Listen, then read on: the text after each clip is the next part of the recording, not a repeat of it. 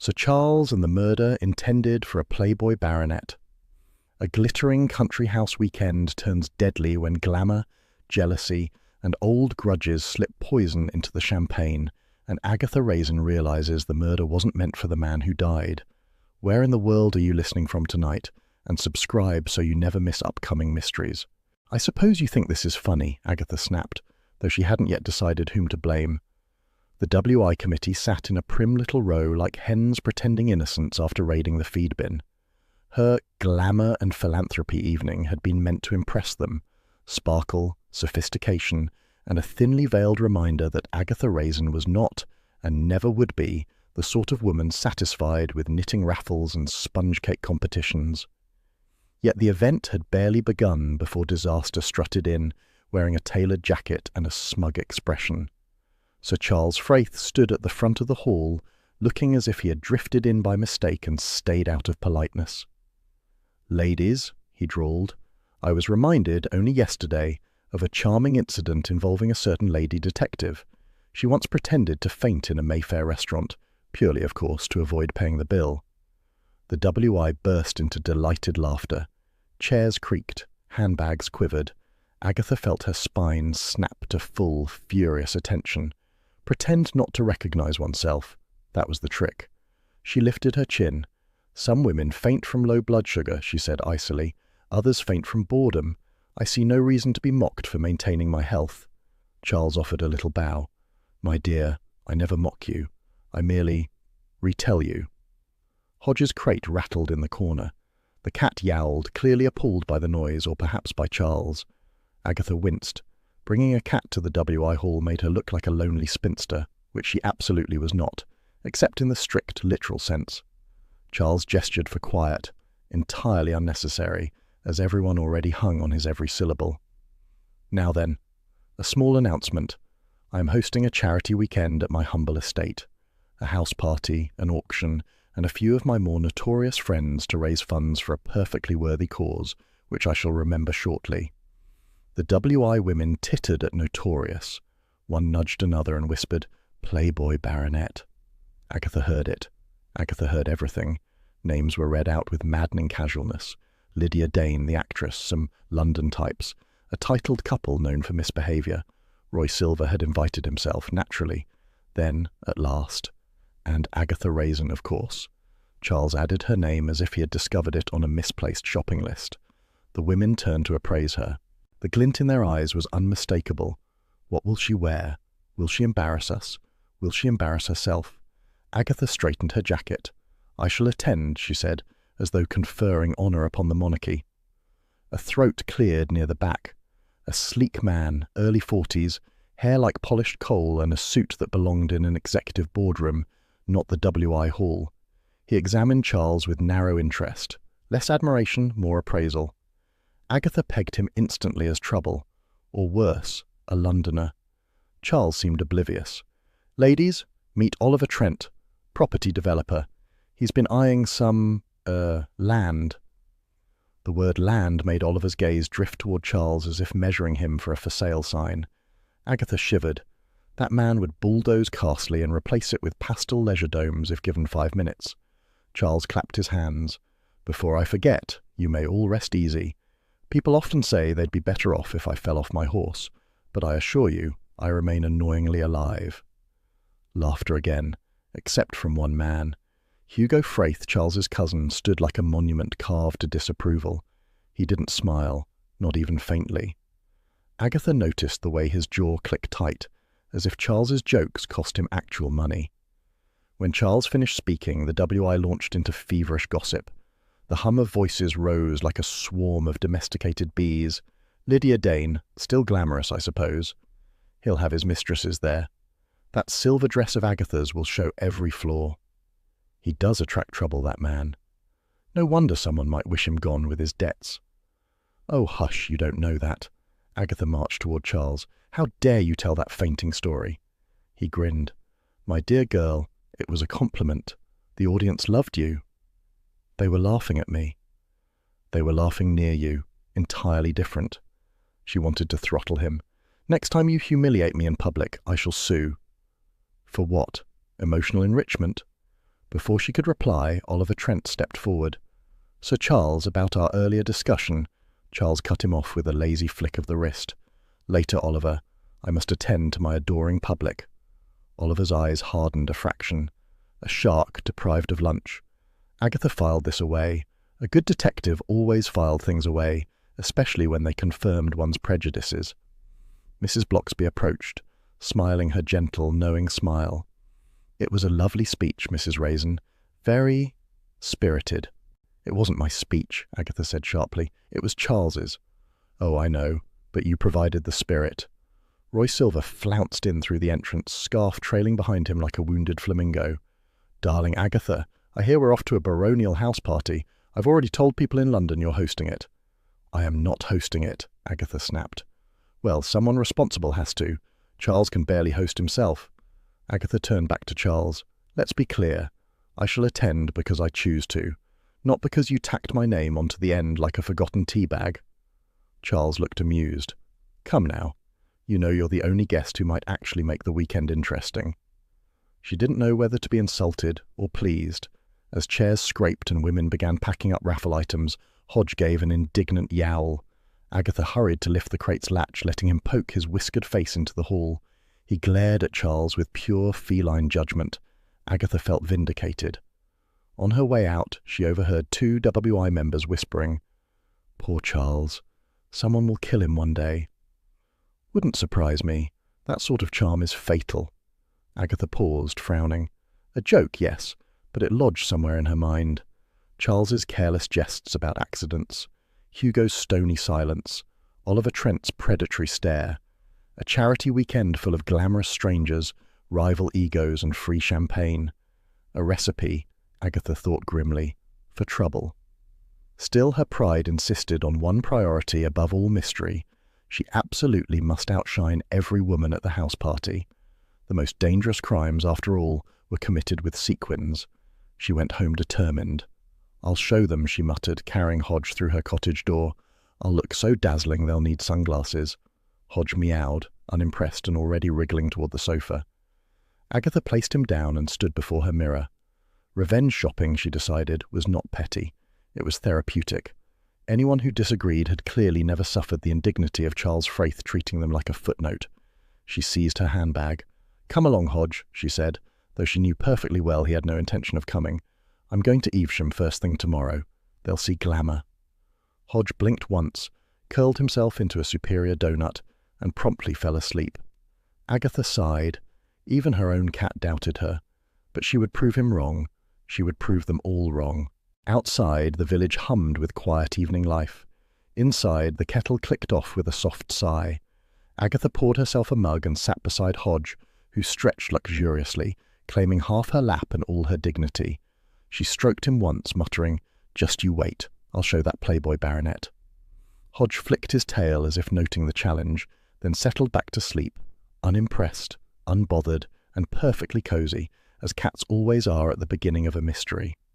The next evening, after a day of stewing and shopping websites, Agatha stood in her bedroom and tried on the gown she'd sworn would make everyone sorry. She yanked at the silky fabric, which only made it slump more defiantly. From the bed, Hodge observed her with the serene disdain of a creature who had never doubted its own beauty. He blinked, stretched, and flicked his tail across her second-best cushion, as if to say that vanity was exhausting to witness. "Oh, don't look at me like that," Agatha snapped. "You try being glamorous at my age. The armholes alone could ruin a woman." The telephone shrilled. She seized it, still halfway entangled in the dress. "What?" "Darling!" Roy Silver's voice burst down the line like a confetti cannon. "Tell me everything. Is it true? Are we going to a Fraith House party? I hear they're legendary. People whisper." "People gossip," Agatha corrected, wrestling her shoulder free. "And Charles is insufferable."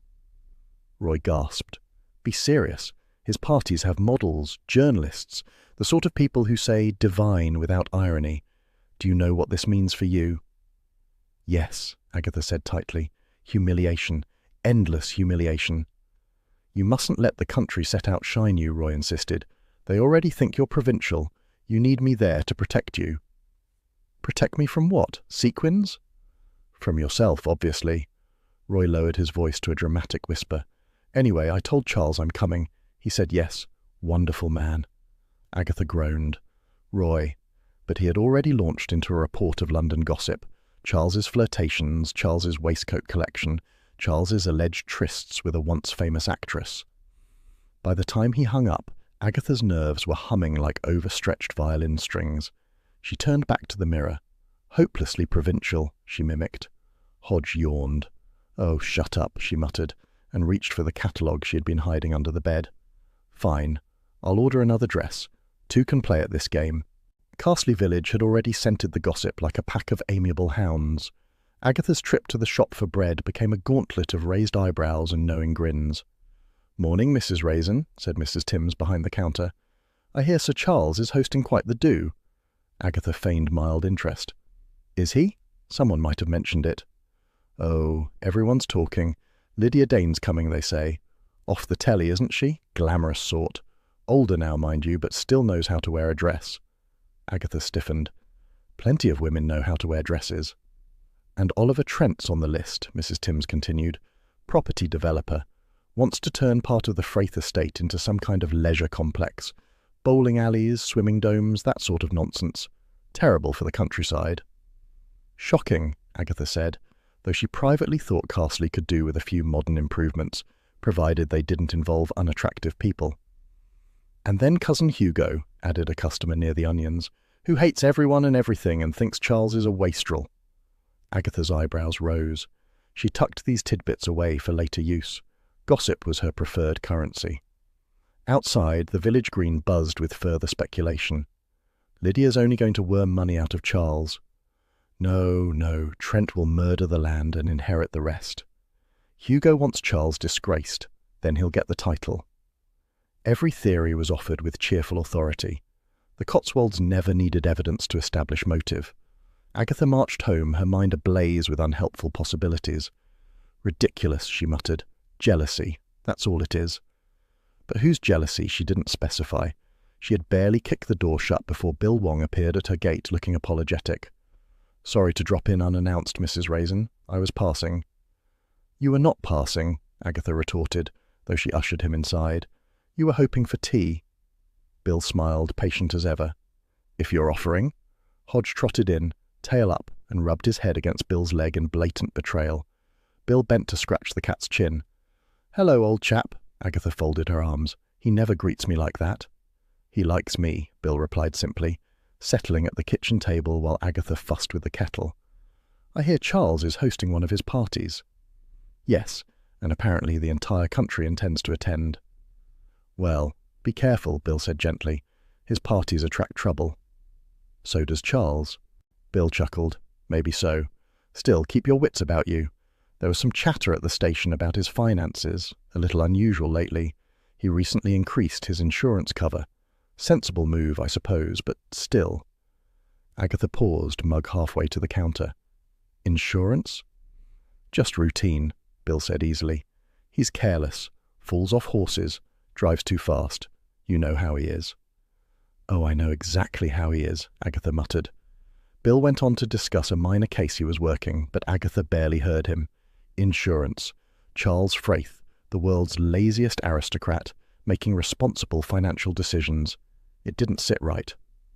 When Bill finally rose to leave, she walked him to the gate. "You'll be careful?" he asked again. "Of course," Agatha said, trying to sound breezy. "It's only a house party, not a war." Bill replied, which was a profoundly unhelpful sound. That evening she unpacked the new dress that had arrived by post. Navy, elegant, daring. She stepped into it, pulled the zip, and faced the mirror. The result made her inhale sharply. "Good grief," she whispered. "I look marvelous." Hodge hopped onto the dressing table and stared at her with wide, unimpressed eyes. His expression said, "You look exactly the same." "Traitor," she informed him, but her spirits rose a fraction. Then she caught sight of herself at another angle. The fraction vanished. "My arms," she moaned. "Why do they look like that?" She retrieved her compact and inspected her face. "And why do I look tired? I haven't done anything today except panic." She imagined Lydia Dane swanning into the Fraith Manor with a swish of silk and an entourage of admirers. She imagined Oliver Trent smirking as he measured the estate for demolition. She imagined Hugo glowering like a thundercloud, and Charles drifting around, charming everyone with that infuriating half-smile. Her stomach knotted. "No," she said aloud, "I refuse to be intimidated." She tugged the dress off before she could depress herself further and grabbed the catalogue again. If she needed a backup dress, she would have one, and woe betide anyone who questioned the necessity. Later, in the quiet of the sitting room, she dialed Roy. "I hate everyone," she announced. "Excellent," Roy replied. "You're in the perfect mood for a house party." "You're useless." "And fabulous, which helps compensate." Agatha slammed down the receiver before he could get sentimental. She stalked to the mirror once more, narrowed her eyes and tried to summon confidence. It fluttered briefly, then died. "You will not embarrass yourself," she told her reflection. "Not this time." Hodge leapt onto the armchair and began grooming his tail, radiating serene indifference. His calm irritated her. "This is serious," she informed him. He ignored her, of course. Agatha sighed, set the catalogue aside, and flipped on the kettle. The gentle hum settled the room. She poured a cup, sat beside Hodge, and stroked his warm fur. "If trouble comes," she murmured, "it won't be better dressed than I am." Hodge stretched luxuriously, claiming her lap as if he had solved everything, and the chapter drifted to a close on the soft clink of Agatha's teacup and the slow, smug rhythm of a cat perfectly pleased with himself. Agatha's first coherent thought upon stepping into Charles's manor was tragically simple. "Every woman here looks better than I do." The great hall flickered with candlelight and fireglow, creating flattering shadows that blessed everyone but her. Women drifted about in sleek dresses, all thin arms, smooth necks, and faint smugness.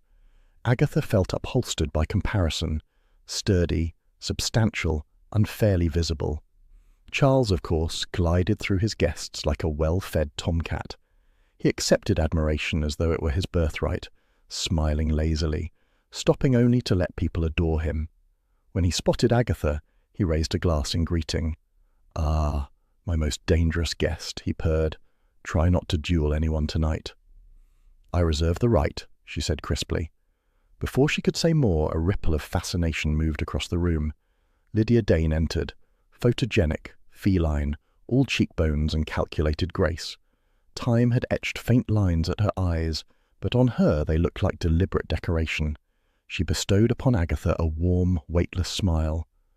"How lovely to see you again," Lydia said, in the tone one uses for people encountered on trains and forgotten immediately after. Agatha smiled back, teeth clenched. "Charmed, I'm sure." Then Oliver Trent appeared beside Lydia, radiating the confident smugness of a man who believed charm was a transferable asset. He laughed loudly, spoke loudly, and dreamt loudly of turning half the Fraith estate into a country leisure experience. Agatha imagined bulldozers rolling across Charles's land and shuddered. Hugo Fraith stood nearby, scowling into his whiskey. He surveyed every candle, tapestry, and canapé as if tallying expenses destined to ruin him. His disdain wrapped the room like cold fog. When Charles joked to him about the cost of heating, Hugo's face didn't twitch. Not one muscle dared.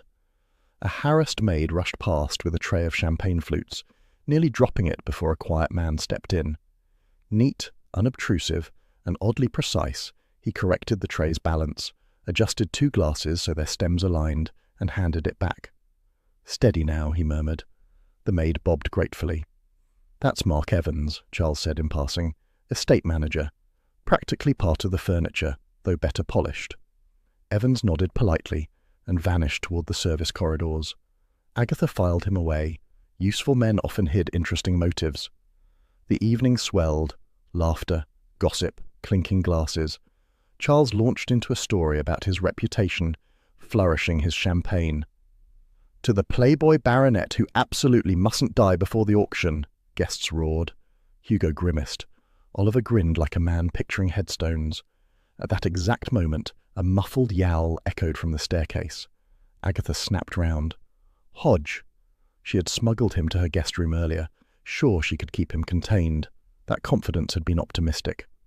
He'd wriggled the latch loose the moment the house fell quiet. The cat streaked across the landing, tail raised like a battle standard, sending staff scattering as he dashed down the corridor. "Oh, marvellous," Agatha hissed, breaking from the group. She retrieved him eventually, his whiskers quivering with indignation, and returned to the festivities mortified. By midnight the manor had grown softer, quieter. Guests trickled away from the fire, their laughter subdued. Agatha was debating whether to slip away when a shriek knifed through the night. A woman at the terrace door stared at something beyond the balustrade. "There's a body!" The hall erupted. Agatha hurried forward, heart thudding.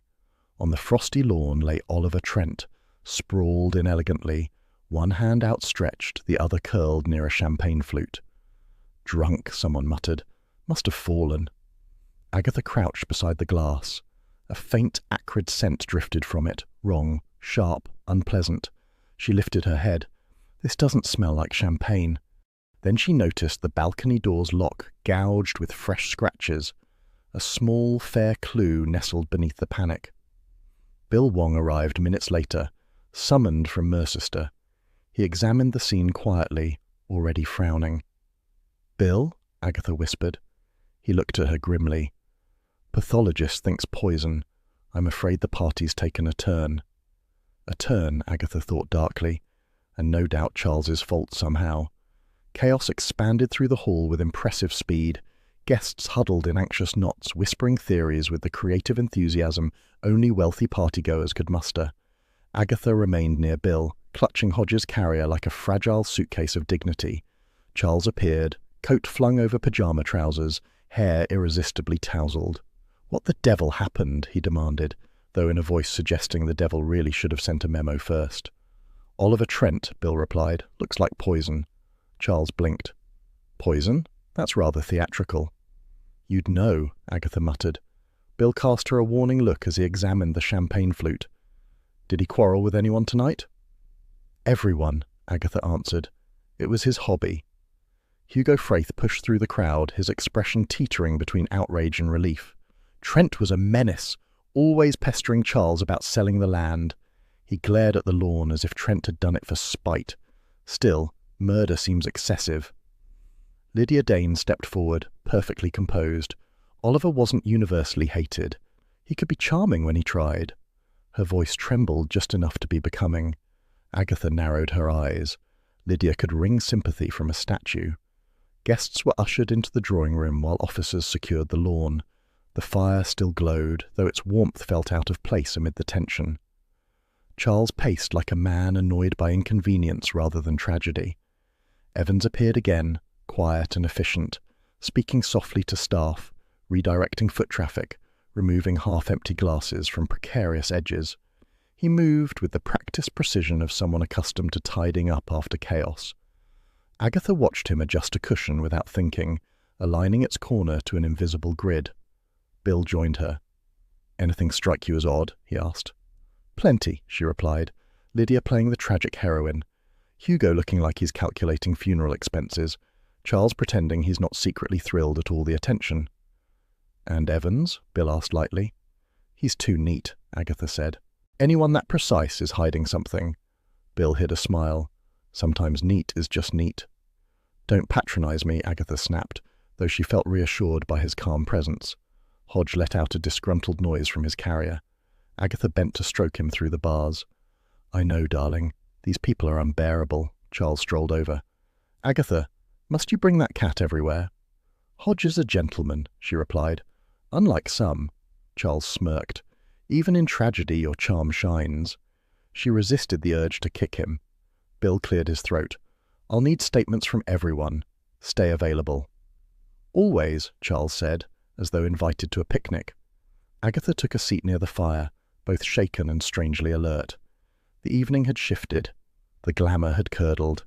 Behind every polite face lurked something sharper. She thought again of the scratched lock, the bitter scent on the glass, Hodge's ill-timed escape, a chain of tiny, inconvenient events forming an unsettling pattern. Bill returned to her after speaking with officers. His expression was careful. The balcony door was definitely tampered with. Someone planned this. "Someone at the party," Agatha said. "Most likely." Agatha glanced around. Lydia whispered theatrically into a handkerchief. Hugo scowled at the carpet, perhaps resenting its cost. Evans directed staff with soft authority, smoothing every wrinkle in the manor's composure. Charles lounged by the fire, swathed in casual elegance, oblivious to the possibility that someone might prefer him dead, or perhaps all too aware. "This weekend," Agatha murmured, "is about to get much worse." Bill nodded. "I'm afraid so." The fire crackled. Hodges' carrier rattled faintly as he shifted, settling himself with the self-satisfied certainty of a cat who trusted no one but his owner. Agatha placed a hand on the crate, grounding herself. Whatever lay ahead, she would face it.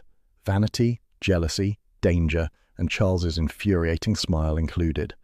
The manor hummed with uneasy silence, and the night stretched longer, colder, sharper. Hodge gave a small, insistent huff, as if declaring the investigation officially begun. "Did you hear?"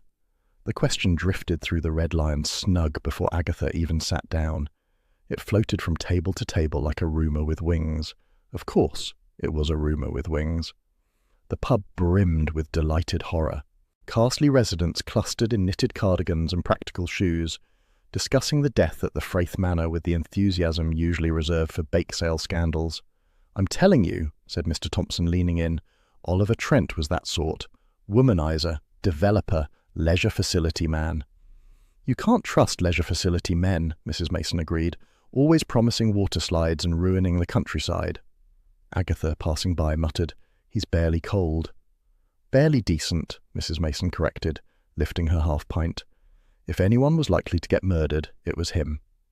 Another voice chimed in. "Probably the intended victim, that Trent. Had enemies everywhere. You don't get rich from land without making a few." "Or 100, someone added. Agatha folded into a corner seat, Hodges' carrier beside her, and rubbed her temples. Somehow Carsley had gained more information overnight than she did standing over the corpse. The pub thrived on premature certainty. "Morning, Mrs. Raisin," Doris Simpson called from behind the bar. "Heard you were there?" "I'm always there when something dreadful happens," Agatha sighed. "It's a curse." "Or a hobby," Doris offered sweetly. Before Agatha could retaliate, Bill Wong entered, stamping cold off his boots. He spotted her instantly, as if she were a flare for police attention. "Ah, there you are," he said, sliding into the booth. "I've just come from the manor. It's officially a suspicious death." "Of course it is." Agatha straightened. "Charles must be thrilled. Nothing excites him like drama." Bill ignored that. "You looked shaken last night." "So would you be," she retorted. "I haven't even started properly investigating, and people are already making assumptions." "Please don't start investigating at all," Bill said wearily. "I said properly," Agatha corrected. He gave her a look that suggested quite clearly that he would rather wrestle a badger. The following morning, Agatha returned to Fraith Manor with Bill, and officialdom hung in the air. Officers moved briskly along polished corridors, making the place look irritated by competence. Charles prowled the drawing room like a thwarted child. "Must this be so disruptive?" he demanded. "My parties usually last at least 2 days before anyone dies." Bill pinched the bridge of his nose. "Please don't say that to anyone else." Agatha, observing from the doorway, folded her arms. "Honestly, Charles, this is hardly the time for your jokes." "It's exactly the time," he argued. "Either that or I start screaming." Agatha conceded that point silently. She wandered toward the terrace where Trent had been found. The balcony door still bore the fresh scratches she remembered. The marks were small but unmistakable. Someone had forced it. She breathed in. That odd scent from the champagne glass still lingered faintly in memory.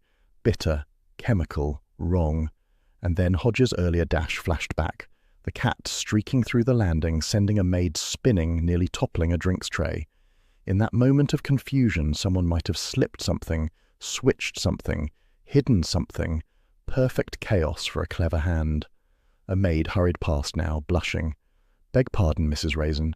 I didn't mean to say anything yesterday. About Sir Charles arguing." Agatha's ears sharpened. "Arguing with whom?" "Mr. Trent," the maid whispered. "He kept pressing Sir Charles about debts. Terribly rude. I shouldn't have repeated it."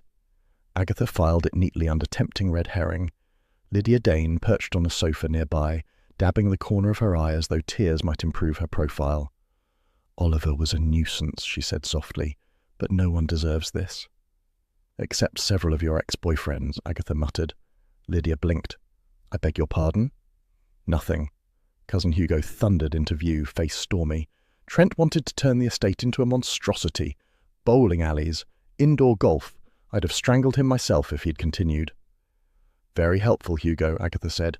Do keep announcing your motives to the police. He glared. Charles never listens. He throws money away and expects the family to approve. It's his money, Agatha pointed out. And his idiocy, Hugo snapped, marching off. Another red herring, bright, shiny, impossible to ignore. Mark Evans appeared next, carrying a clipboard and apologizing for staff delays. It's difficult with the officers present, he murmured. We're doing our best to maintain order. You always do, Charles said, patting his shoulder absently. Evans coloured faintly, his neat features tightening before smoothing again. He adjusted a vase by a millimetre. If you need refreshments, Mrs. Raisin, the kitchen can prepare something. Agatha eyed him. Tell me, who normally handles the champagne here? Oh, only myself, Mrs. Jenner, and Sir Charles, Evans replied. The good bottles are kept locked. A small fair clue glinted. A locked cupboard. Very limited access. And Oliver Trent, Agatha asked casually. Any interest in the estate's finances? Evans stiffened, then smiled too quickly. Only the usual from a developer. Excuse me. He vanished like a whisper. Bill appeared beside Agatha, expression tight. Please, say you aren't plotting anything. I'm merely observing, she replied primly. Then observe quietly. I will not, Agatha said. Quiet observing solves nothing. The way Evans had fled made her curiosity thrum. She promised Bill she would just observe, but she was already planning to observe as noisily as humanly possible. Agatha's promise lasted exactly 4 minutes. The moment Bill left to confer with officers, she strode toward the service corridor where Evans had disappeared.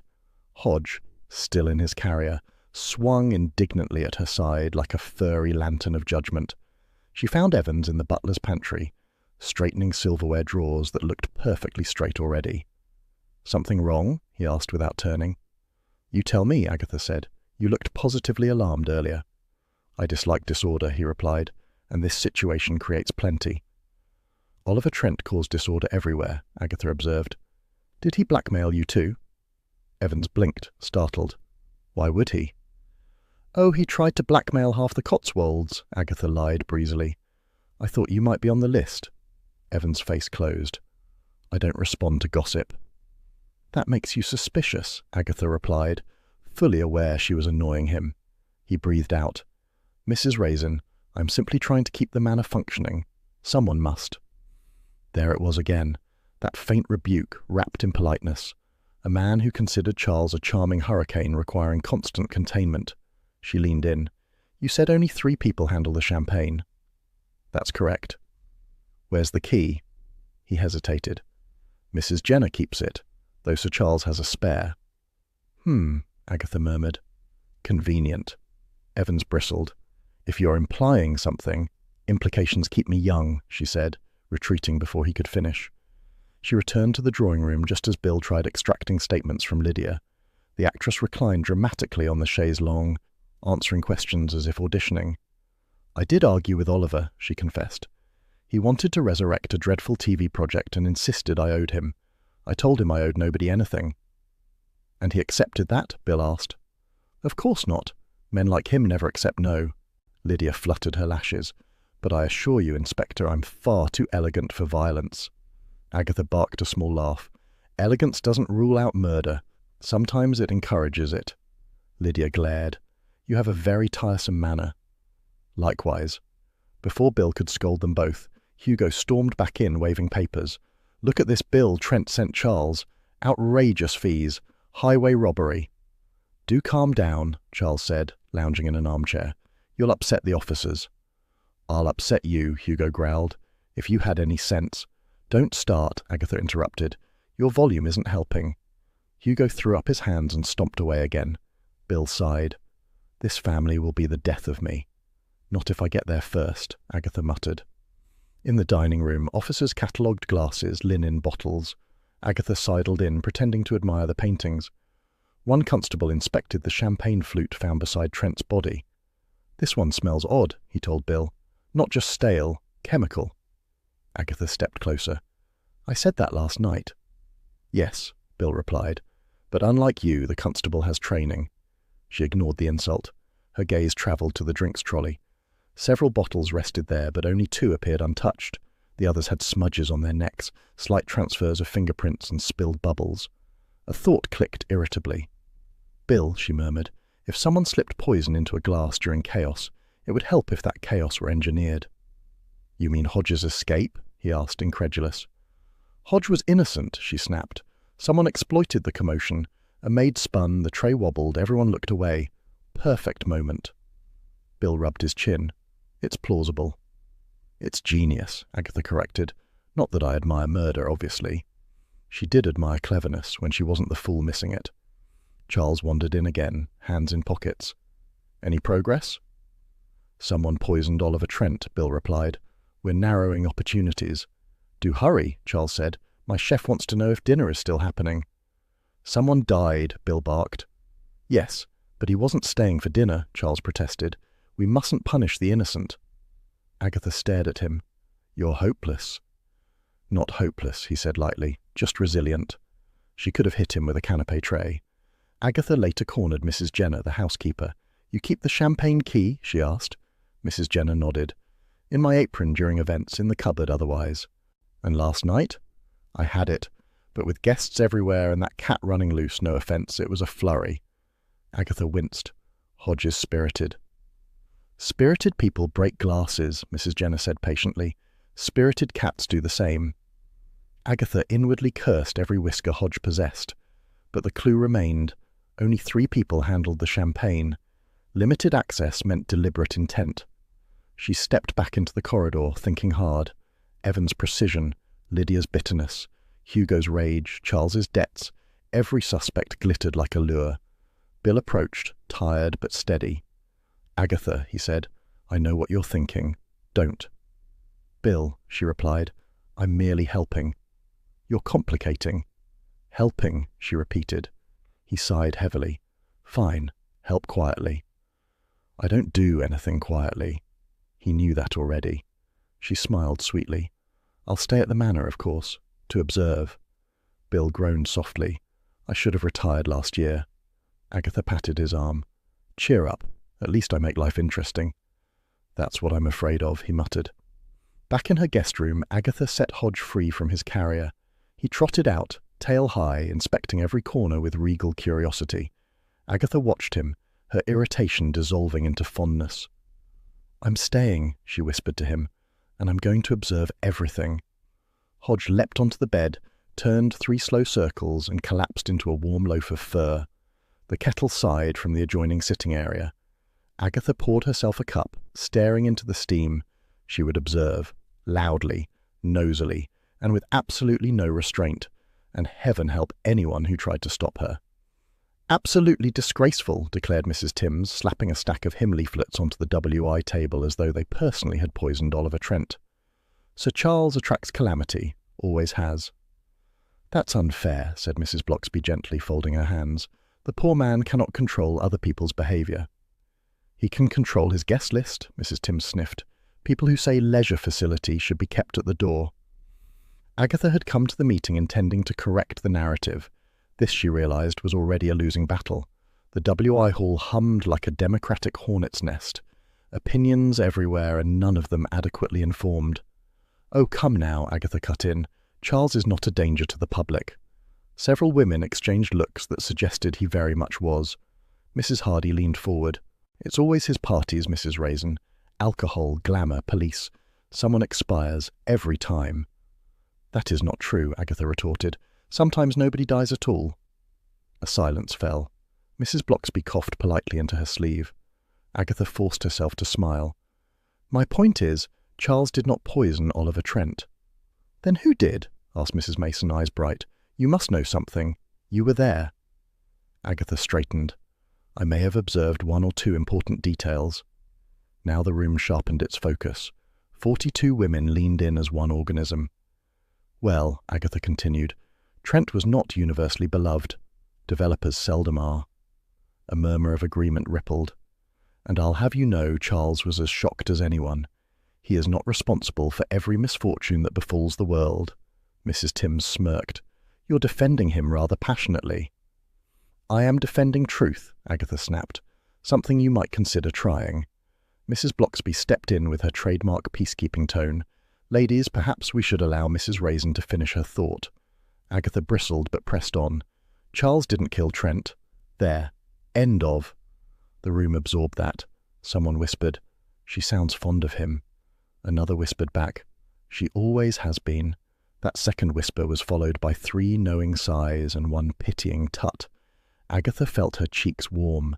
She hated that she cared. After the formal meeting, tea and cake restored civility.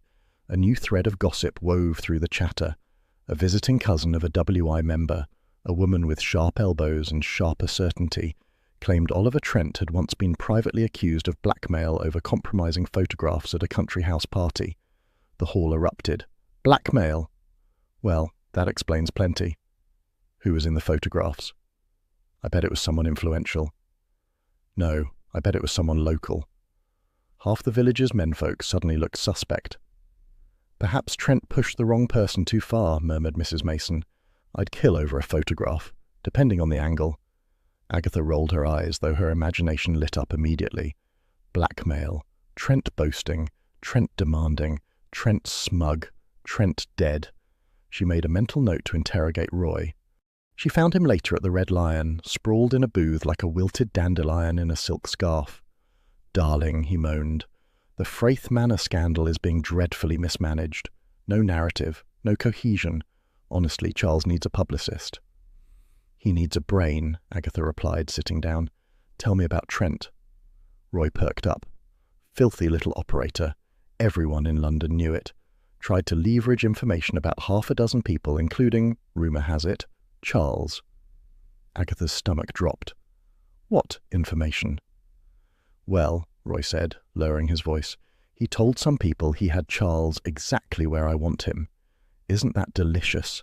Means nothing, of course, but it sounds wonderfully dangerous." "Dangerous is not wonderful," Agatha snapped.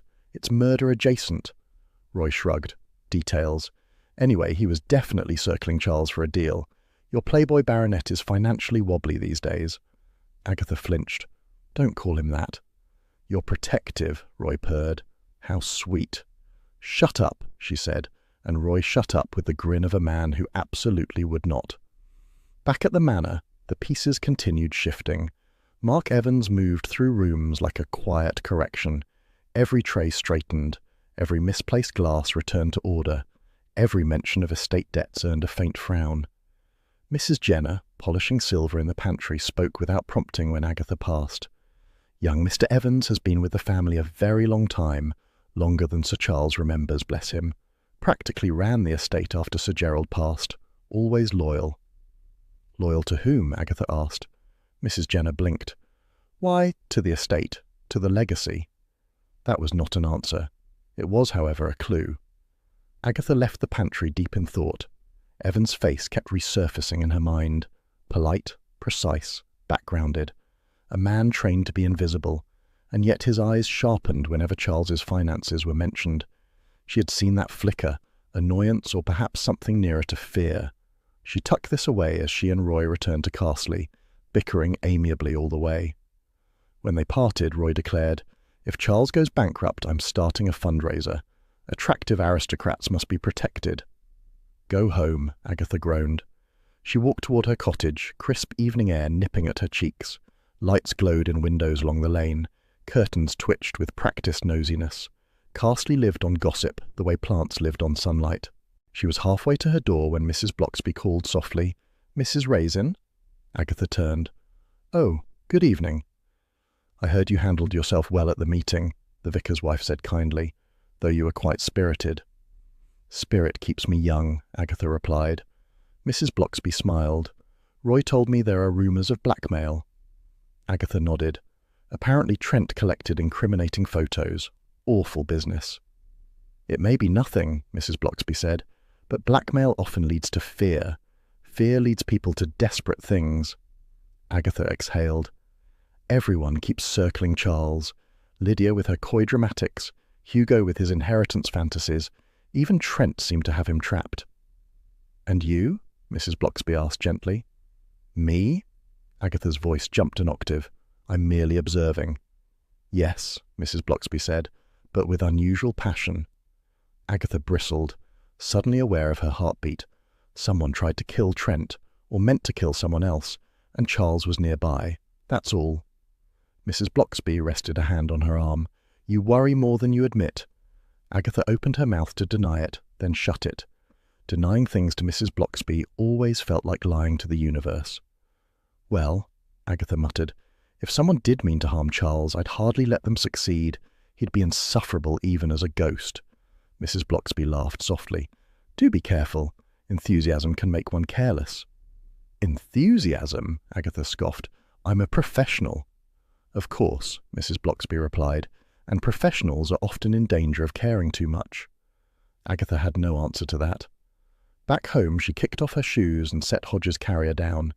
He trotted out, tail high, greeting the room with imperious inspection. She went to the kitchen, put the kettle on, then stood staring into the dim sitting room. Trent's death kept replaying. The champagne glass, the balcony door, the perfect timing, and now blackmail. Blackmail always muddied motives. Something Mrs. Jenner said returned to her like a pebble dropped into a pond. Evans has been with the family longer than Charles remembers.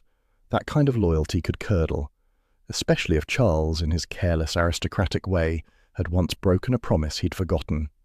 Agatha carried her tea to the back door and stepped outside. Night had settled fully, cool and quiet. She lit a cigarette, pretending it was simply for the warmth. The first drag steadied her. Charles had stood in the path of all these tensions, financial, emotional, personal.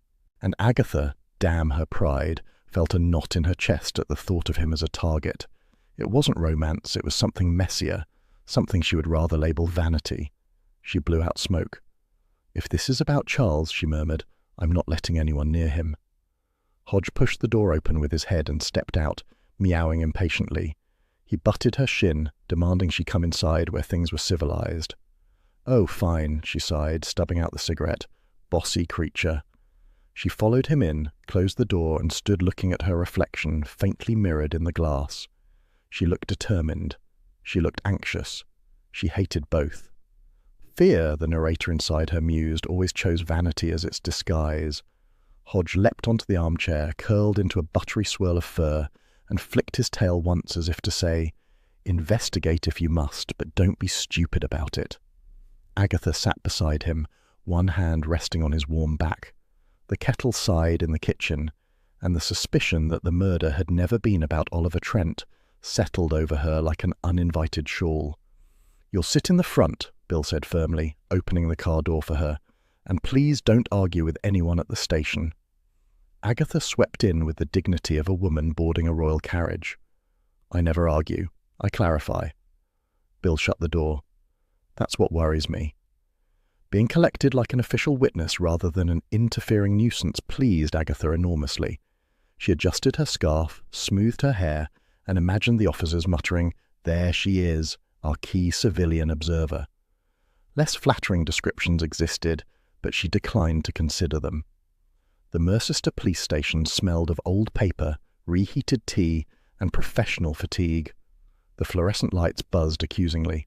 Agatha wrinkled her nose. It's all rather drab, isn't it? I don't know how you work here. We manage, Bill said. Please behave. She gave him a look that promised nothing.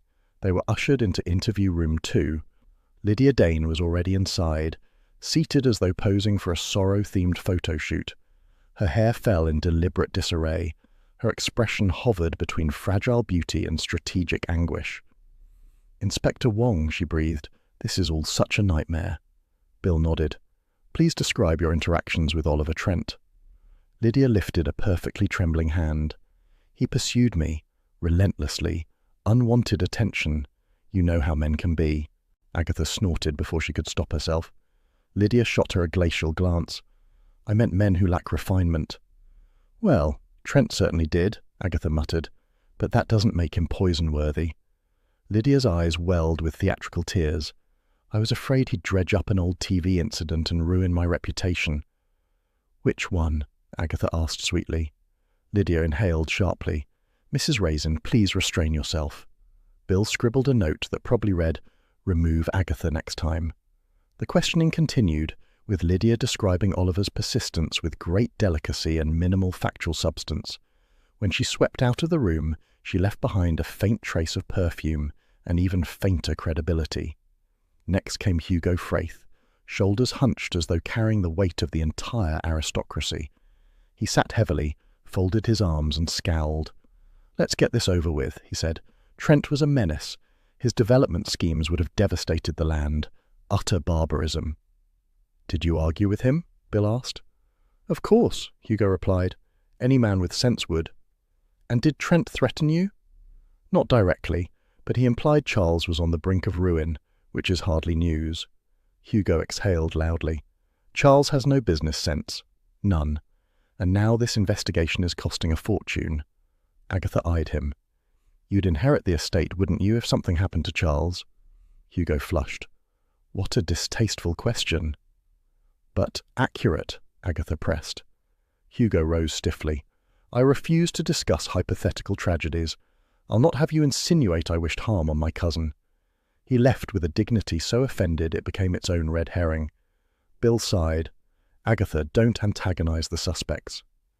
"I wasn't antagonizing," she said. "I was illuminating." Bill rubbed his forehead. A detective entered with a folder. "Inspector, small financial note. Fraith's insurance was recently increased." Agatha perked up. "Charles increased his insurance. Why?" "Estate manager suggested it," the detective replied. "Sensible financial planning, apparently." "Evan suggested it," Agatha repeated slowly. "How very organized." Bill shrugged. "Charles is reckless. Evans probably needed the security." "Or someone else needed the payout," Agatha murmured. Bill gave her the kind of look normally reserved for loose electrical wires. "Don't start." But Agatha was already starting. That neat, silent estate manager was becoming too interesting, too precise, too loyal to everything. When her own statement concluded, she felt oddly bereft. Being treated as a witness had inflated her self-importance. Leaving the spotlight deflated it. "Come on," Bill said more gently. "Let's get lunch." They found fish and chips in a cafe that smelled of vinegar and comfort. The steam warmed Agatha's chilled face. Hodge, waiting at home, would surely disapprove of cod, but that was his problem. Bill ate quietly. "Something bothers me," he said at last. "The timeline, when the drinks were poured, when the body was found." Agatha leaned in. "Go on." Hodge's escape, the maid tripping, Evans reorganizing the tray, every task happening at once. "Perfect cover," Agatha said softly. Bill looked at her. "But cover for whom?" Agatha felt a cold shiver. She didn't like the image forming. They stepped outside moments later, Bill called away by a constable waving frantically from the station steps. "Stay put," he said. "I'll be 5 minutes." Agatha nodded. 5 minutes passed, then 6. She wandered to the curb, staring across the street, and froze.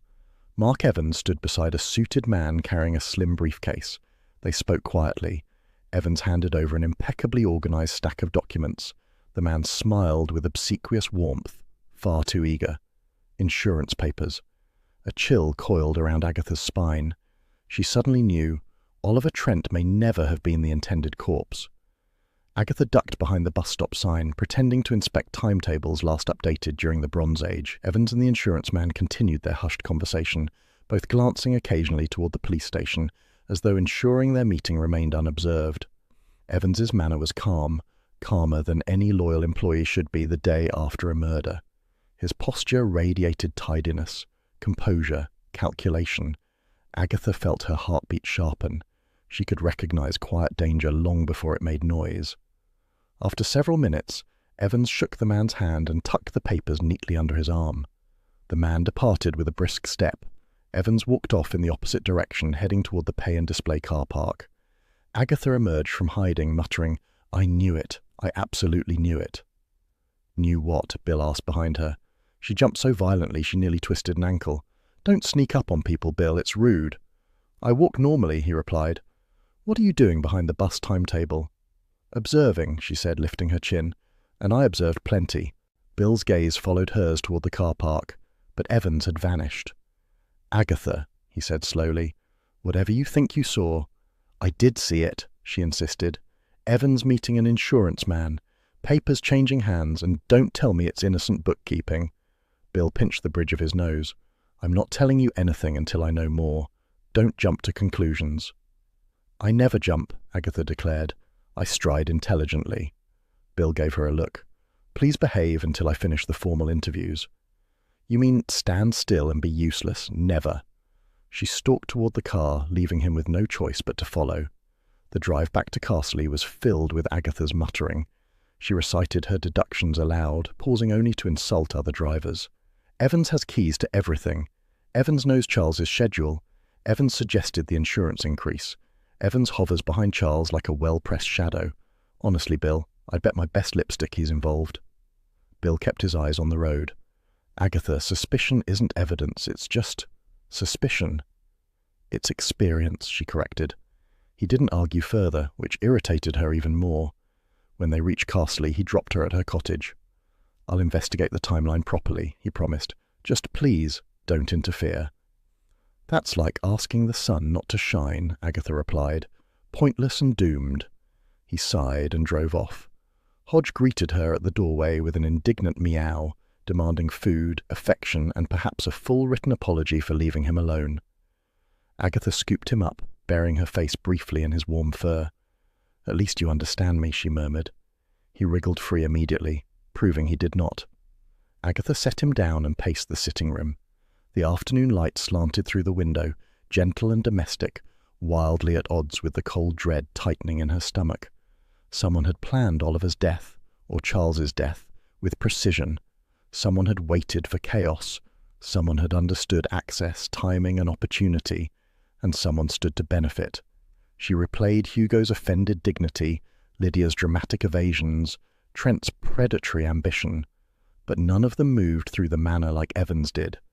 None of them had the intimate knowledge of Charles that Evans quietly possessed. The kettle clicked as it finished boiling, sounding far too cheerful for the moment.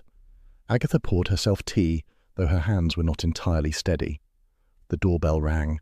She froze, absurdly irrational for a woman who had confronted far worse things than unexpected visitors. Hodge trotted toward the door, tail high, as if welcoming whatever danger lurked outside. Agatha opened it a cautious inch. Mrs. Bloxby stood on the step, smiling kindly. I thought you might like company. Agatha sagged with relief. Oh, yes, come in. They settled at the table with tea and 2 slices of seed cake. Mrs. Bloxby studied her gently. You look troubled, Mrs. Raisin. Agatha bristled. I'm perfectly fine, just contemplating homicide. Homicide prevention, I hope. Yes, Agatha grumbled. Prevention. She explained the scene outside the station. Mrs. Bloxby listened, nodding occasionally. It may be nothing, she said at last. Insurance matters often appear suspicious to those unfamiliar. But Evans, Agatha insisted, was too calm. Some people are calm under pressure, Mrs. Bloxby said. It doesn't always signal guilt. Then why did I feel a chill? Agatha asked quietly. Mrs. Bloxby offered a soft smile. Because you care more than you admit. Agatha stiffened. I do not care. Of course not, Mrs. Bloxby said serenely. You simply feel responsible for everyone's safety. It's admirable.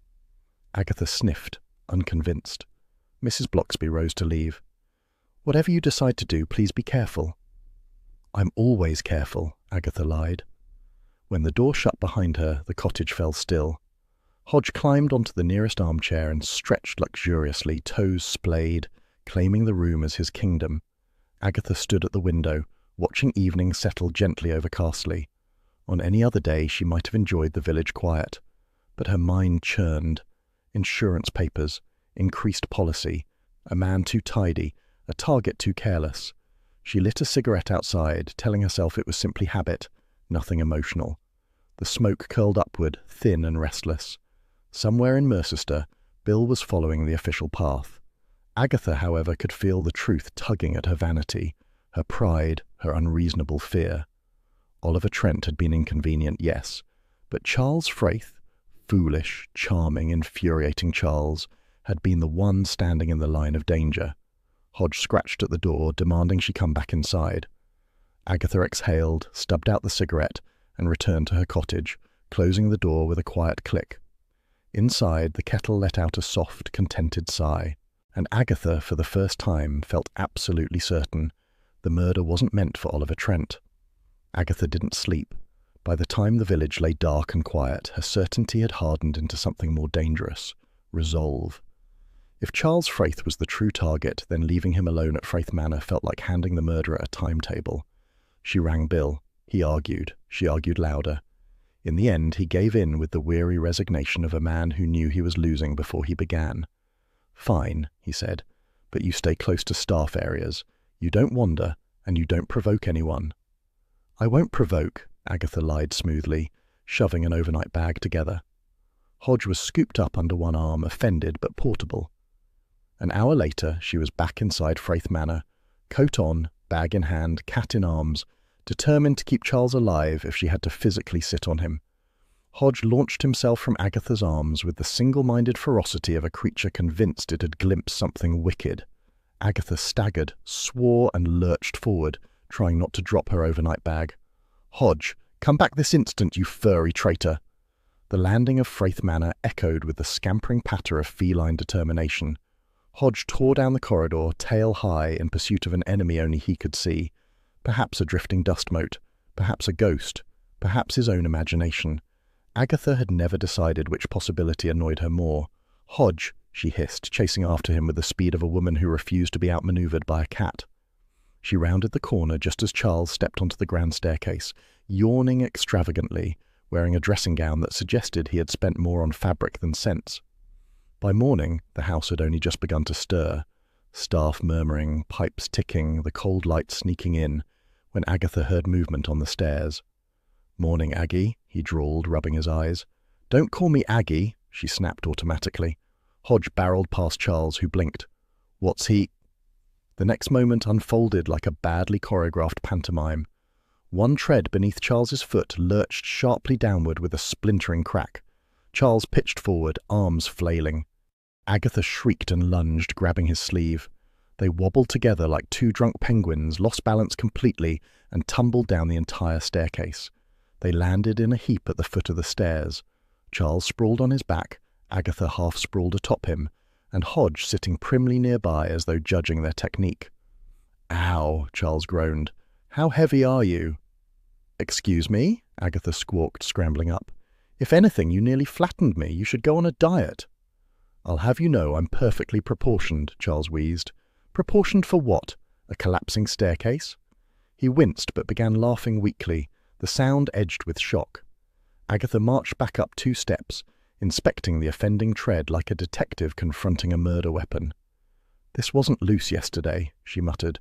"The wood's freshly scored and, look, someone's taken out a screw." Charles sat up, paler than she expected. "Are you saying someone sabotaged the stairs?" "Yes," Agatha said, voice tight. "Someone who wanted you to fall. Hard."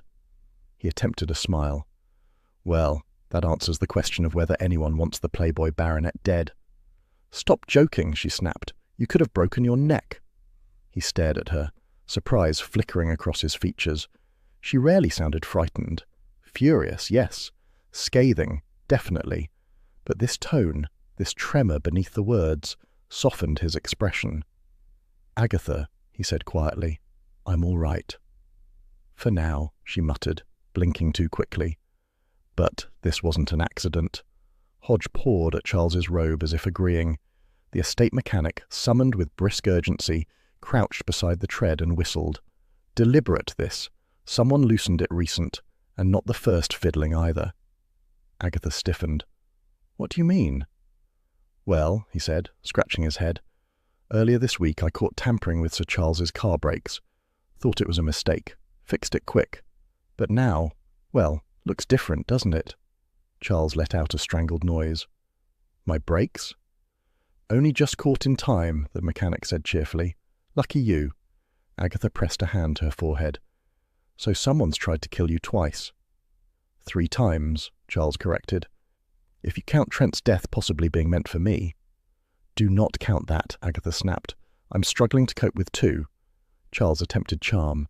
"It's flattering, really. Shows I'm important." "It shows you're oblivious," she retorted. But fear sat heavy in her chest. Suspects lined up like spiteful dominoes. Lydia Dane, rehearsing her tragic ex-persona with shameless professionalism, could easily spin widow-like sympathy from Charles's demise. Hugo Fraith had the strongest financial motive, inheritance and control. Several locals, muttering ancient grievances about the Fraith family, now looked suspicious in hindsight. But the clues tightened in one direction. Evans had organised the car's servicing schedule. Evans had keys to most of the locked doors. Evans knew precisely when Charles rose, ate, wandered, napped, and made himself inconveniently vulnerable. Evans possessed the calm competence of a man who could sabotage a staircase without breaking a sweat or a moral code. And Evans had handed papers to an insurance man with unsettling serenity. That evening, Charles installed himself before the drawing-room fire, clearly shaken beneath his veneer. Agatha sank into a nearby armchair, arms folded, scowl deep. "You saved my life," he said softly. "Don't be ridiculous. Gravity saved your life. I cushioned the fall." "You cushioned everything," he murmured. Agatha glared. "If you flirt with me while someone's trying to murder you, I swear I'll help them." He laughed, though the sound trembled. "You're very dear, Aggie." "Stop calling me that," she muttered, cheeks warming. He sipped his tea, staring into the flames. "I never thought anyone would really try. Not seriously." Agatha's anger melted into something raw and unwelcome. "You're an idiot, Charles, but you're my idiot, and I'm not letting anyone push you off stairs or cliffs or anything else." He smiled faintly. "Thank you."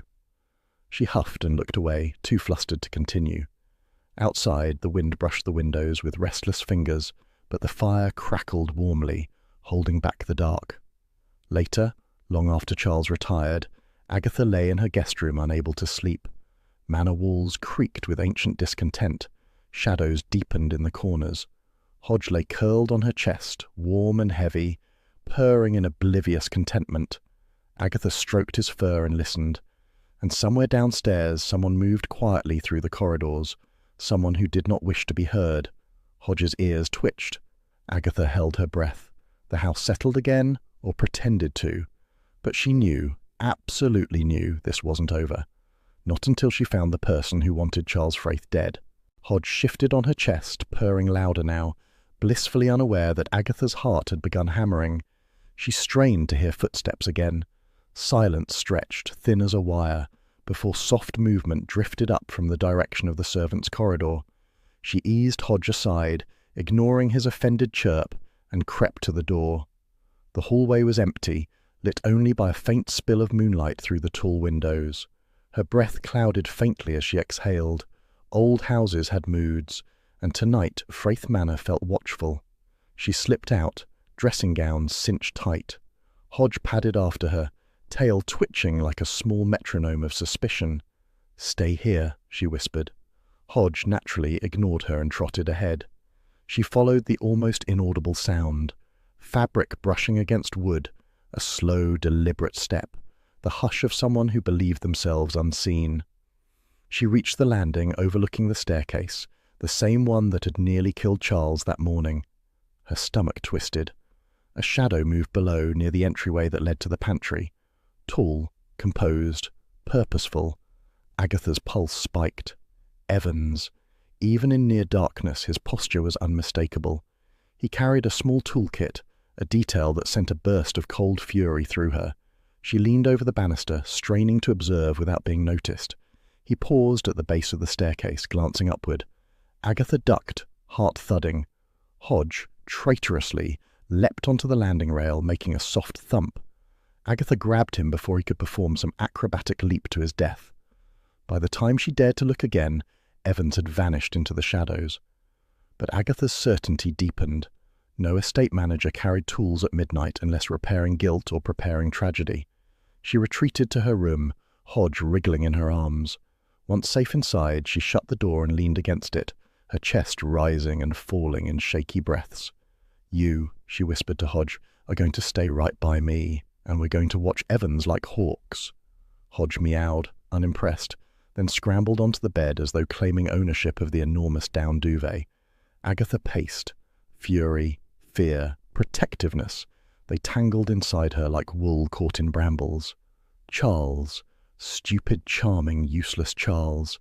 She imagined him asleep, trusting the manor's quiet, unaware someone might already be planning the next attempt. Her throat tightened. She grabbed her notebook from the bedside table and scribbled "car brakes tampered." Stair sabotaged. Insurance increased at Evan's suggestion. Evans meeting insurance man. Evans moving through manor at midnight with tools. Evans knows Charles's routines. She decided to wait. Proof mattered more than fear. Then she drew a circle around Charles's name, furious lines radiating outward. "He's the target," she whispered. "Not Trent.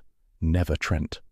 She closed the notebook with a snap, sat on the bed and let Hodge climb into her lap. His purring filled the quiet, steady and soothing, like a small, furry metronome keeping her sane.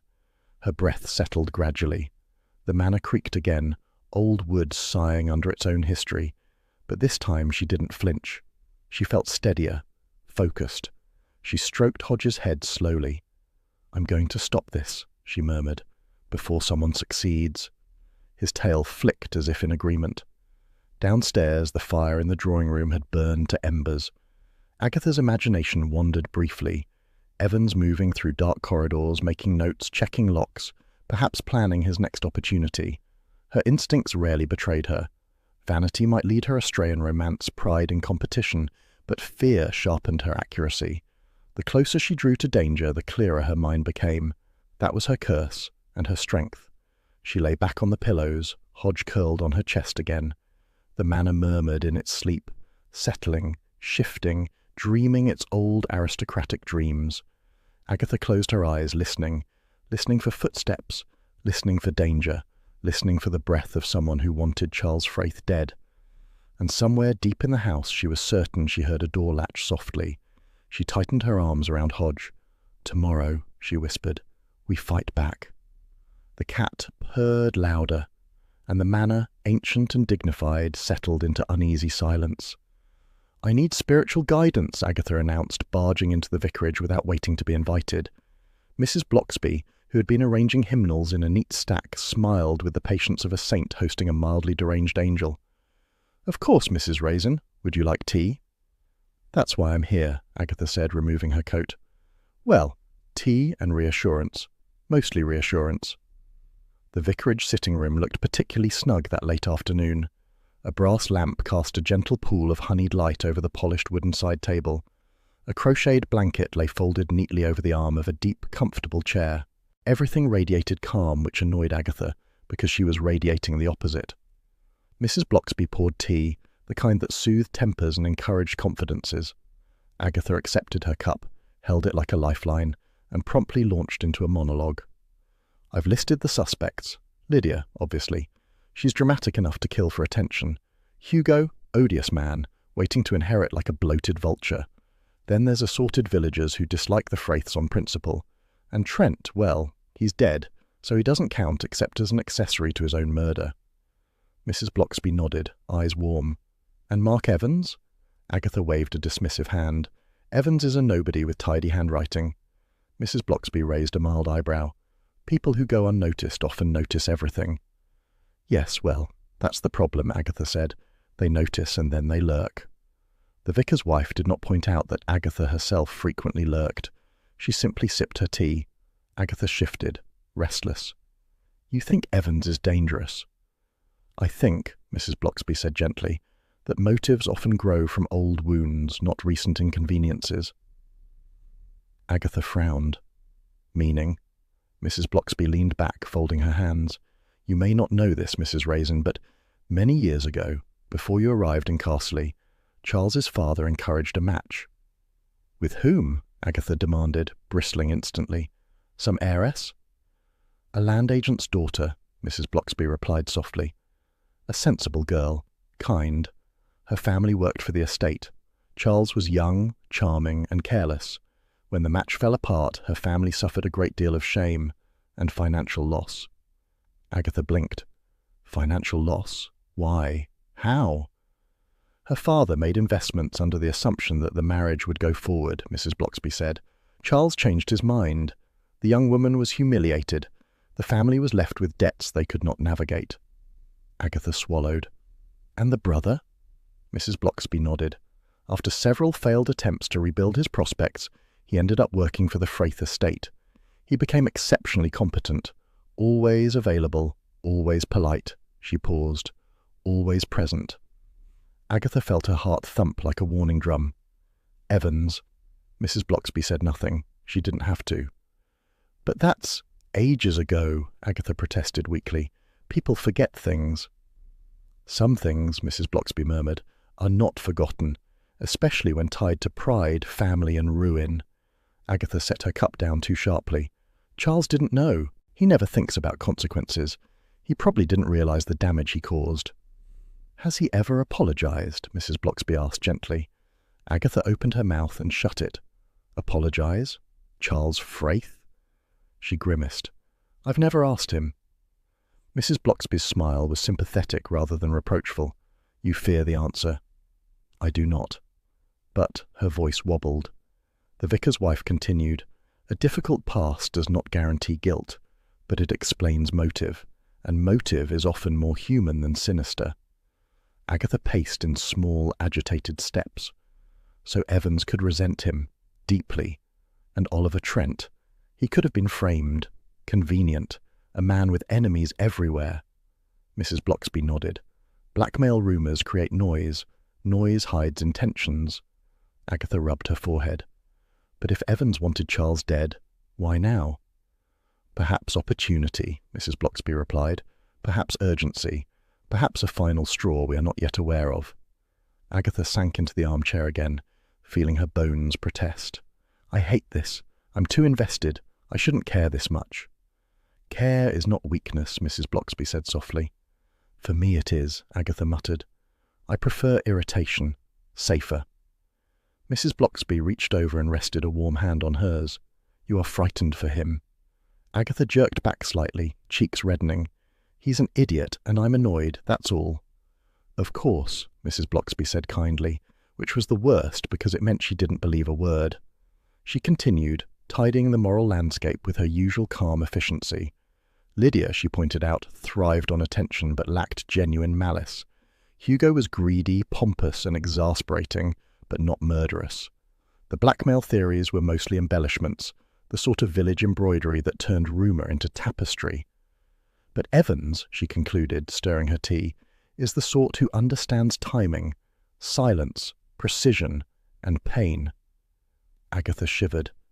You make him sound like a scalpel. Scalpels can heal or harm, Mrs. Bloxby said. The hand behind them decides which. Agatha stood abruptly. I need to speak to Charles.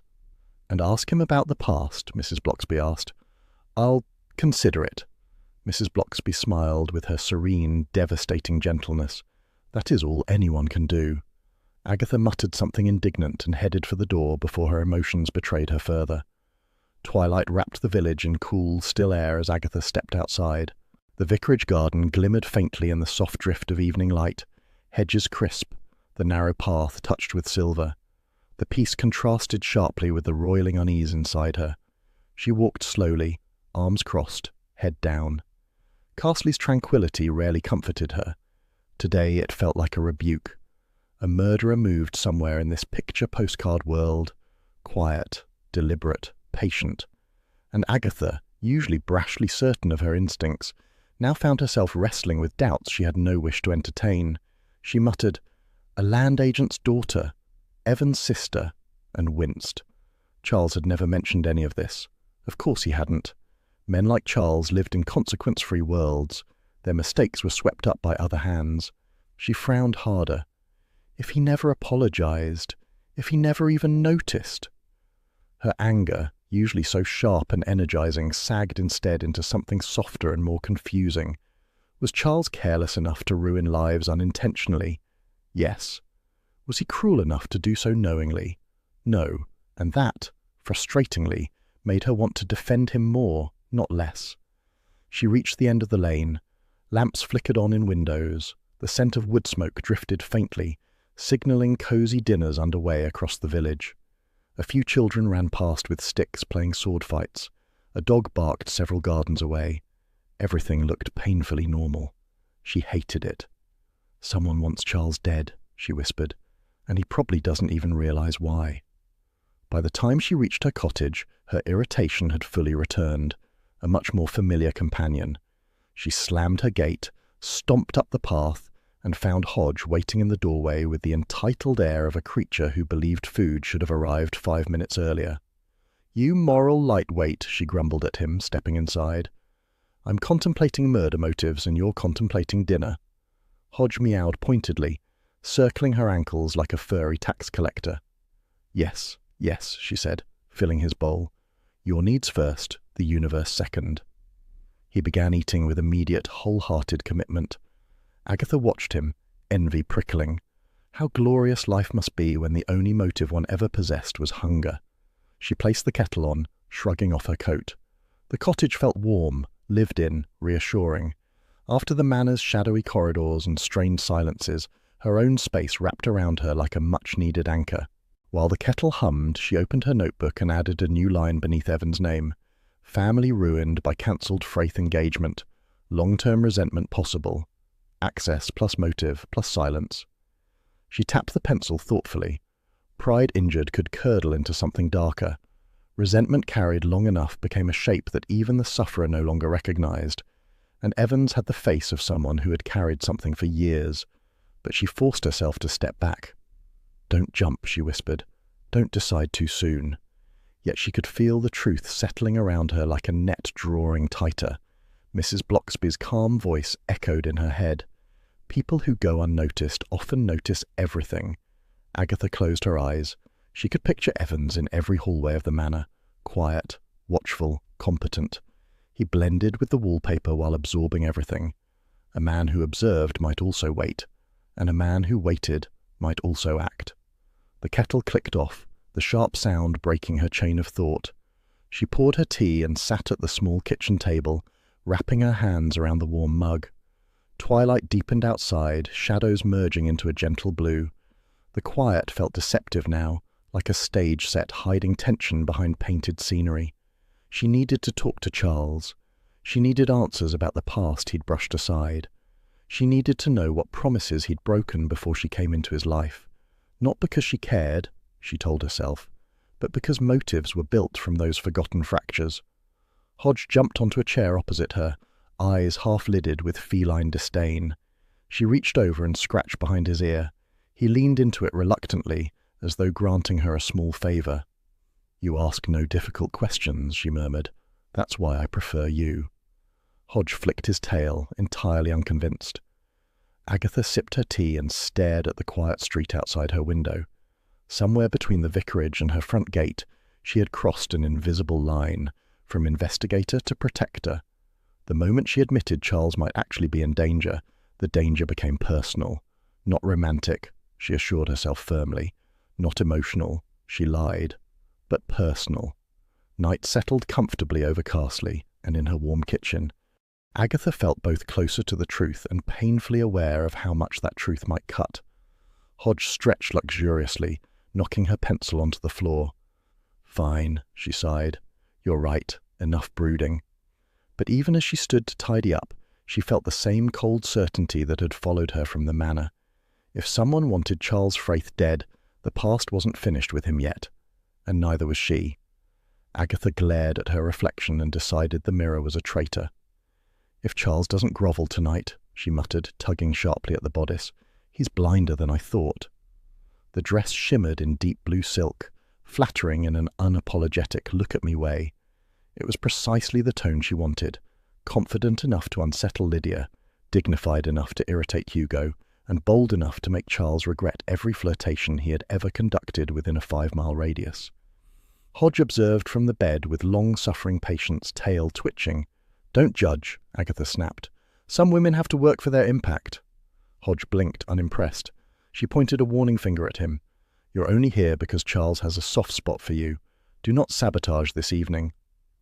Bill arrived exactly on time, which she found irritating. Punctuality always made her feel rushed. He stepped inside, took in the gown, and said with admirable neutrality, "You look very determined." "Good," Agatha said. "We're setting a trap. One must look the part." They drove to the manor in Bill's small hatchback. Agatha hated how the car's interior lighting revealed every wrinkle. She angled her face toward the window and adopted a dramatic profile. Bill, who had endured years of her pre-event nerves, let her pose in peace. Charles greeted them at the manor door, resplendent in a tuxedo that looked as though he'd stepped out of a champagne advert. "Agatha, my dear," he purred, giving an extravagant bow.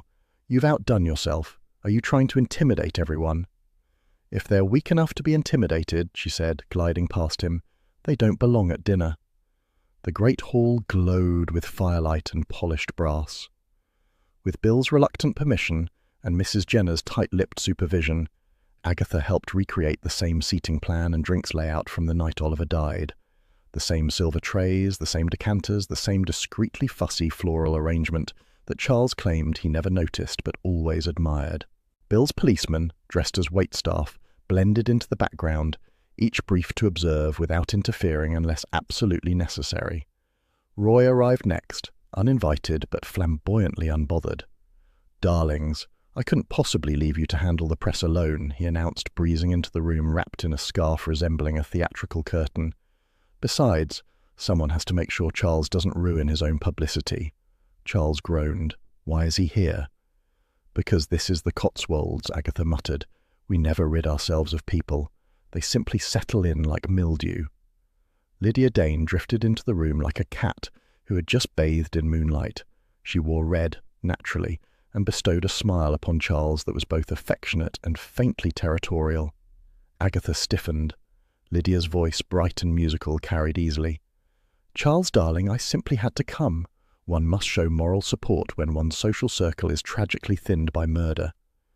"Support would be more convincing," Agatha said sweetly, "if it wasn't delivered as a performance." Lydia blinked in polite confusion. "Are you implying something?" "I never imply," Agatha said. "I state." Hugo Fraith entered next, looking like a man forcibly removed from a comfortable chair and thrust into civilization. "Soup," he said at once to no one in particular. "I hope there's soup. These events never serve enough."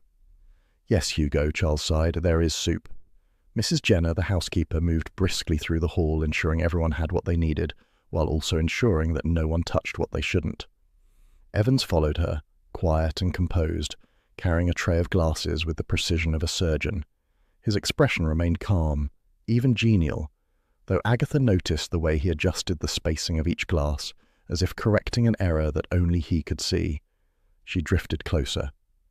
"You take great pride in this setup, Mr. Evans." "Someone must," he replied softly. "The household runs more smoothly when things are predictable."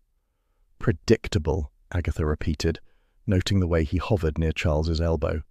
"That must be difficult with Charles." Evans' lips twitched. "I manage." Dinner began with an air of polite frost. Agatha conducted each conversational thread with brisk precision, ensuring tensions simmered but never boiled. Roy attempted to charm a policeman who clearly wanted to melt into the decor. Lydia monopolized Charles's attention, which made Agatha's jaw tighten. Hugo complained about the bread. Mrs. Jenner fretted over spoons. Evans glided between them, refilling glasses, adjusting plates, always watching Charles with the quiet vigilance of a man guarding a priceless artifact. The wines were placed exactly as they had been the night Oliver Trent died. Agatha ensured Charles sat in the same chair. Bill signalled discreetly to confirm the bottle with the die was ready. Everything now hinged on timing. During the main course, Roy leaned across the table and stage-whispered, "Agatha, darling, London is buzzing. They're calling this the Fraith poisoning affair. Sounds marvellous for publication." "Roy," Agatha said sharply, "I will drown you in the soup." Hugo looked up. "Is there soup?" "Yes, Hugo, there is soup. Try not to make it your whole personality." She turned her attention back to Evans. He stood by the sideboard, one hand resting lightly on a decanter, eyes flicking to Charles with an anxiety so slight it might have been imagined, except Agatha never imagined anxiety where Charles was involved. As dessert plates were cleared, Bill shifted into position. The room grew taut, shaped by old secrets and candlelight. Agatha leaned back, letting the tension coil. Charles, enjoying the attention, lifted his glass in a theatrical toast. "To survival," he announced. "Mine, specifically." Lydia laughed too brightly. Hugo muttered something about wastefulness. Roy gasped dramatically. Agatha watched Evans. And then the lights flickered. In that half-second of darkness, Evans moved. Agatha saw his hand dart toward Charles's glass. "Don't drink that!" she shouted, knocking the goblet sideways as Bill's disguised officer seized Evans's wrist. The bottle slipped from Evans's hand and smashed on the floor, the sharp chemical smell filling the room. "That's enough," Bill said. "Mark Evans, you're under arrest." Evans did not struggle. He simply closed his eyes. 2 days later, when the manor finally stopped crawling with police and paperwork, Agatha insisted on going to Evesham, purely for errands, not to be admired. Agatha halted halfway down Evesham High Street because 2 elderly women at a greengrocer's stall were describing her in tones usually reserved for military generals. She wrestled him to the ground, one insisted, selecting a cabbage with dramatic flair. Quite fearless. "Fearless?" the other sniffed. "She leapt between Charles Fraith and a poisoned glass. I heard she knocked the baronet flat." Agatha adjusted her scarf with deliberate dignity and drifted closer. "Actually," she said with false modesty, "it was more of a controlled intervention." Both women stared at her as if they had conjured her from thin air. "You," one gasped. "We were just talking about your bravery." Agatha smiled. "Do go on." The rumours grew richer with every step she took through Evesham Market. By the time she reached the bakery van, the tale included her racing through burning corridors, a dramatic rooftop chase, and Charles weeping over her nearly lifeless form. Agatha, who had merely shouted herself hoarse and tripped over a sideboard, decided the public deserved its romance. Roy, naturally, was thrilled. He bounced beside her, juggling a paper cup of coffee and his own self-satisfaction. "Darling, the press will eat this up. I've already pitched it. The baronet and the woman who saved him. Very classic, very tragic, very sellable." "Tragic?" Agatha snapped. "He's not tragic. He's irritating." "That's practically the same thing in London publishing. Roy, I forbid you to spin romance into this." Roy ignored her, admiring his reflection in a shop window. "You know, Charles does have that misunderstood Playboy aura. And now, with an attempted murder, oh, it's delicious." "It's idiotic," Agatha muttered. But, as they passed a stall selling honey, Charles himself appeared, strolling through the market with the ease of a man accustomed to admiration. He tipped his head at her, looking irritatingly handsome. "Agatha," he said warmly, "I hear I'm quite the tragic hero." "You? Absolutely not," he smiled. "Then why is half the county saying you risked your life for mine?" "Because half the county is bored." "Still," he murmured, stepping a little closer, "I'm touched." Agatha's heart gave a tiny, humiliating skip. "Oh, do behave." Across the way, Bill Wong waved them over, managing to look both amused and exhausted. He carried a folder tucked under one arm and smelled faintly of the police station's stale heating system. "Thought you'd want an update," he said. "Evans talked after the arrest," Bill said. "Not a full confession at first, but enough. Bottle, staircase, brakes, insurance. We can prove the pattern. And Trent drank the wrong glass. The CPS will have no trouble building the case." Agatha exhaled. "Good." "Don't relax just yet," Bill added. "Evans says Oliver Trent wasn't meant to drink the poison at all. Wrong glass, wrong moment. He didn't expect Oliver to stumble outside." "Oliver was always stumbling somewhere," Agatha muttered. "It's a wonder he didn't trip into a lake years ago." Roy nodded thoughtfully. "Still, tragic in its way." "Not everything is tragic," Agatha snapped. "Sometimes people are simply foolish." But Bill's gentle tone softened the moment. "You did well, Agatha. Better than well." Agatha felt an embarrassing warmth under her collar. "I didn't do anything extraordinary." Roy coughed theatrically. "She organized a dinner trap, lured a murderer, and orchestrated a sting operation. Nothing extraordinary at all." Bill smiled faintly. "Exactly." They continued through the market, where Lydia Dane stood by a flower stall, clutching a bouquet as though posing for a melodrama. She brightened when she saw Charles, then dimmed when she saw Agatha. "I'm leaving today," she announced. "This entire experience has been dreadful for my nerves, and the newspapers insist on photographing me from my left side, which is cruel." Agatha exchanged a look with Roy. Lydia swept past, trailing perfume and self-pity. Bill sighed.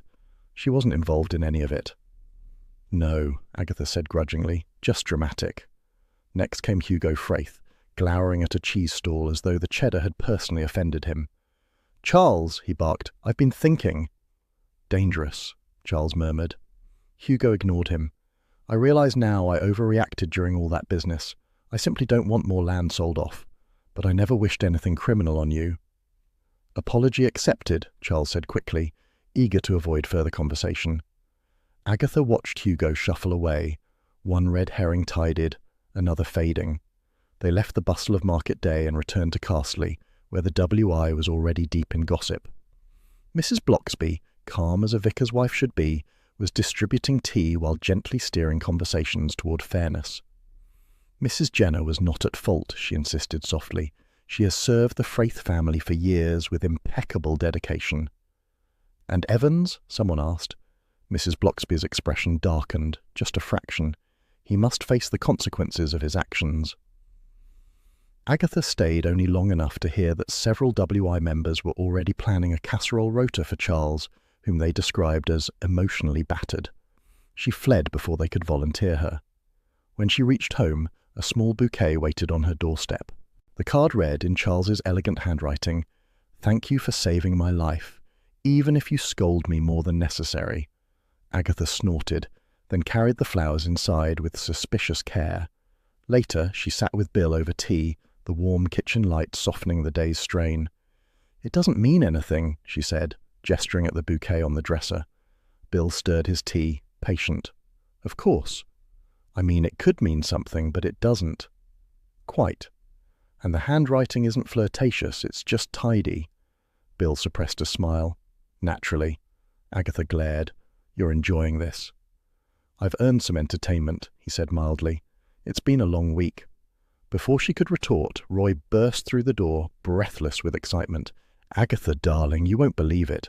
You're becoming part of the myth." "I beg your pardon?" "The myth of Charles Fraith," Roy intoned dramatically. "The loyal friend, the brave rescuer, the woman at his side." Agatha nearly choked on her tea. "I am not a myth. I'm an idiot, that's all." Roy grinned. "Myths are harmless, idiots are dangerous." Agatha opened her mouth to argue and closed it again, unsure which she preferred. Back in Castley, the gossip ran on without her. Agatha let it. Some stories weren't worth correcting, especially when the truth was simple enough.